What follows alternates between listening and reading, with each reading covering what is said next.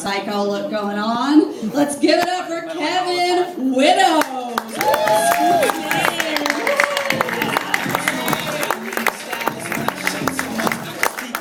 Yeah, what is up, everybody? My name is Kevin, and I just came off a 3-month stint of being unemployed. And, it really wasn't as awesome as I thought it was going to be. What's hard about being unemployed is that you start to get hooked on these terrible daytime TV shows. It's like you don't realize how passionate you are about Maury Povich. Until you find yourself cheering paternity test results at 2:30 in the afternoon on a Wednesday.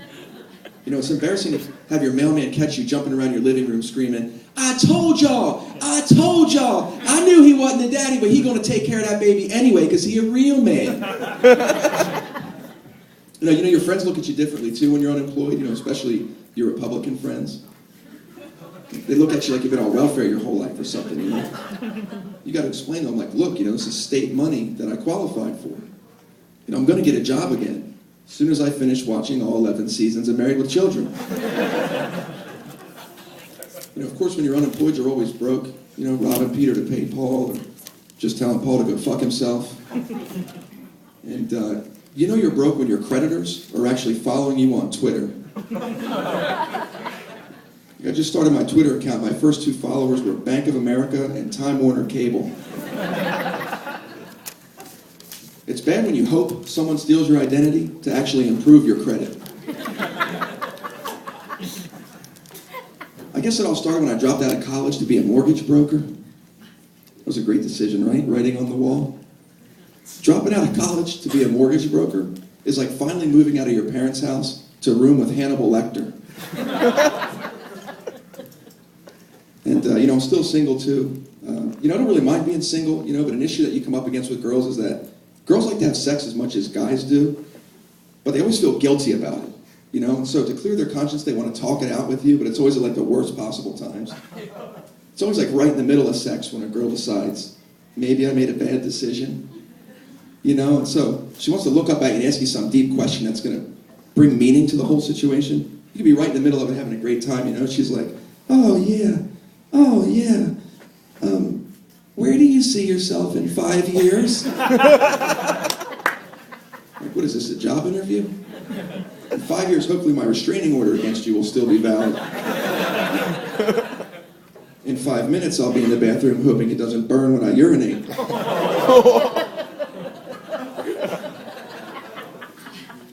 So, being single, I still like to go out with my friends and have a good time, And it's weird when you're new to the LA scene, though, and you find out what the word party actually means. Because being from Delaware, I had no idea it was a reference to cocaine. So imagine my surprise the first time a girl came up to me at a club and she's like, so, you guys party? I'm like, I'm doing the Carlton and Wham is playing. Of course I'm partying. She's like, no, silly, do you party? I'm like, now I have to act like a total square. I'm like, you mean do cocaine? Where I'm from, we don't do that, okay? We smoke Oxycontin. Who's got the foil? And then another eye-opening experience is trying to get into a hot nightclub for the first time. You're there with 100 other people, everybody pretending to be somebody. Everybody's trying to convince the doorman that they're Shia LaBeouf's roommate or some shit. And then you finally get up there and the bouncer's like, how many in your party? I'm like, oh, and it's just me and 12 dudes. I appreciate it if you let me in. Like, buddy, the only way you're getting in is if you get bottle service. I'm like, well, that's it right there, guy. I'm from Delaware. I don't have that kind of money. Bottle service for me is going to Denny's at 3 a.m. and stealing the ketchup.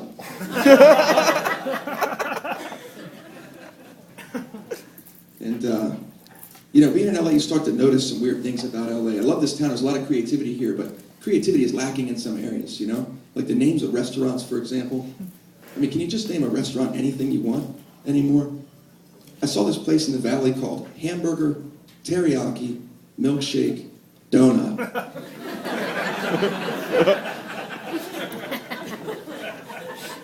It sounds like a pregnant Korean woman named this place. What if you go in there asking for a slice of pizza? He's like, no, buddy, you got the wrong place. You got to head down to pizza, French fry, coffee, milk duds. Another thing you notice about LA is, can anybody determine where in the hell the sign twirlers actually want you to go?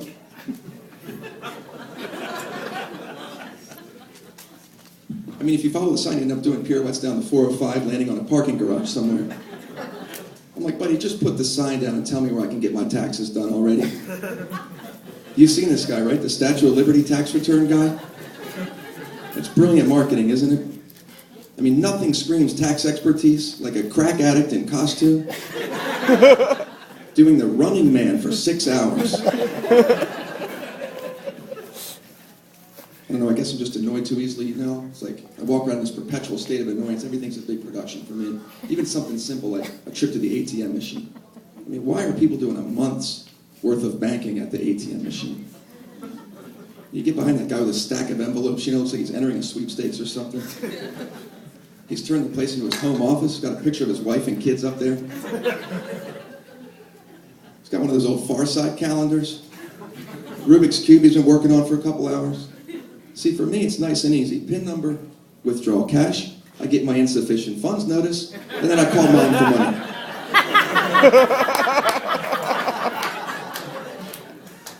Another fiasco is trying to rent a DVD from the Redbox machine.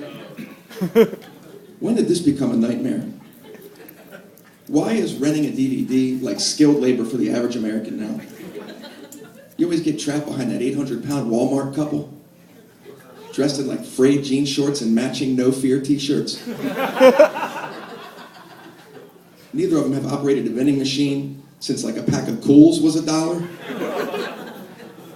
Then they haven't seen a movie in 20 years, so every title looks interesting. You know, the guy's got this look of confusion on his face while he consults his wife, like, honey, have you seen Dirty Dancing?